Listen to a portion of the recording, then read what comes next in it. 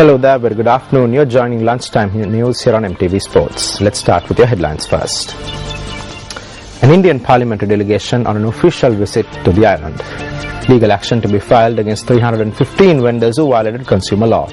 Also, North Korea warns foreigners in South Korea to take evacuation measures. And out of those stories in detail, North Korea warned foreigners in South Korea today to take evacuation measures in case of war in the latest escalation of warnings from Pyongyang.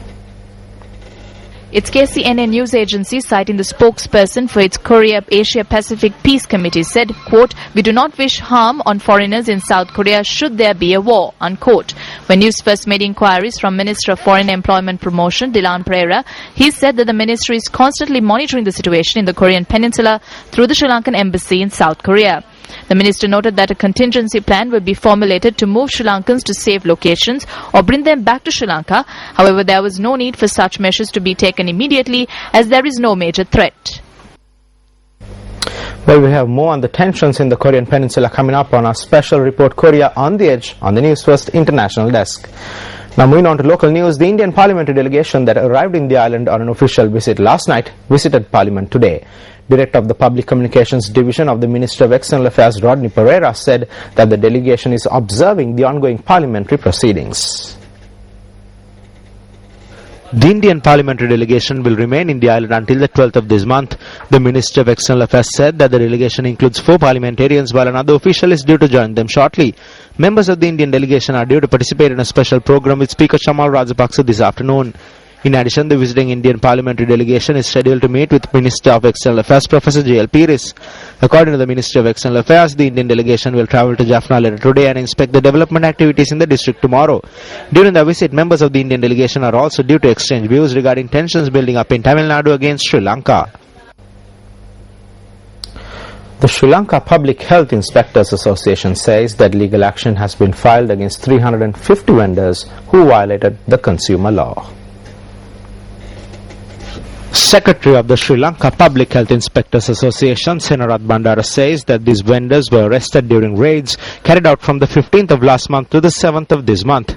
2,336 places of business were inspected. Senarath Bandara noted that the majority of raids were conducted in the Ratnapura district. Secretary of the Sri Lanka Public Health Inspectors Association added that food unsuitable for human consumption was discovered during the raids. The Excise Department has decided to close all liquor outlets in the island on the 13th and 14th of this month. Media spokesman of the Excise Department and Excise Superintendent Prabhat Jayavikrama says that the decision was made by Excise Commissioner Vasantha Hapuarachi. The Excise Department notes that legal action will be taken against individuals who operate liquor outlets during these 2 days. Well, the Ceylon Teacher Services Union charges that several issues have arisen with the annulling of the 2010-38 circular issued to resolve irregularities in granting promotions to teachers. General Secretary of the Union Mahinda Jayasinghe made this observation at a media briefing held in Colombo yesterday.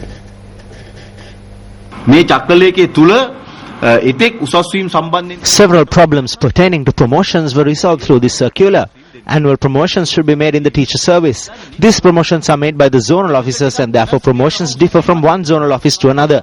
It was in order to resolve these irregularities in granting promotions that the 2008-2010-38 circular was introduced.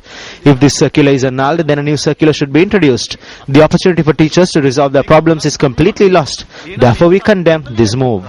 ගුරුවරුන්ට තිබුණ තමන්ගේ ගැටලු විසඳ ගන්න තිබුණු ඒ අවස්ථාව සහ මුලින් අහෝසි කරලා තිබෙනවා. ඒ නිසා අපි මේ සම්බන්ධයෙන් අපි දැඩි විරෝධය පළ කරනවා.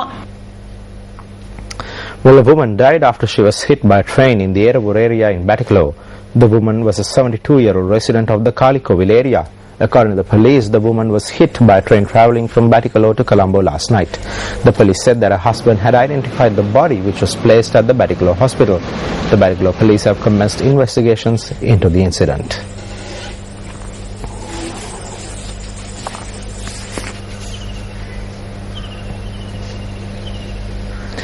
Well, moving on, the position of executioner at the Velikada prison has become vacant once again as the employment of the 2 persons who held the position was terminated.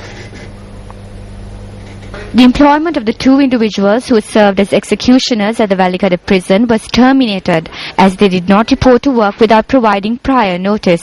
Secretary to the Ministry of Rehabilitation and Prison Reforms, G.S. Vitanage, said that the two individuals will be considered as having left the service. Meanwhile, Commissioner General of Prisons Chandraratna Pallegama said that a request was made yesterday to reinstate the two individuals who held the position of executioner. Meanwhile, the casket encasing the sacred relics of the Sri Nagarama ancient temple in Mahaweva have disappeared along with the sacred relics. The monks at the temple had noticed that the sacred relics and the casket were missing when preparations were made for religious observances at the Sri Nagarama ancient temple in Mahaweva this morning. Our correspondent said that part of an oil lamp, commonly known as the Dolos Mahapahana, had also been removed. The Assistant Superintendent of Police in charge of Nathandi arrived at the temple to conduct investigations.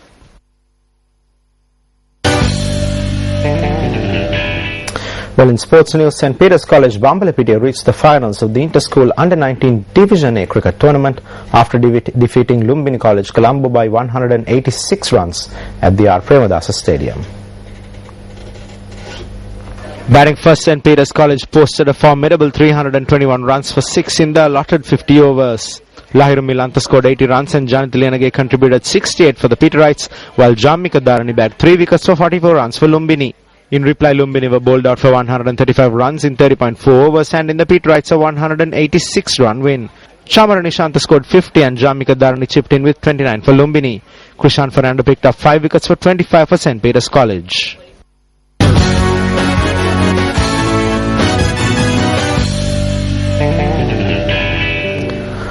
Well, spring has finally arrived at the tidal basin in Washington, D.C. after colder than normal springtime temperatures slowed the bloom of the Yoshino cherry blossom tree's iconic white and pink buds.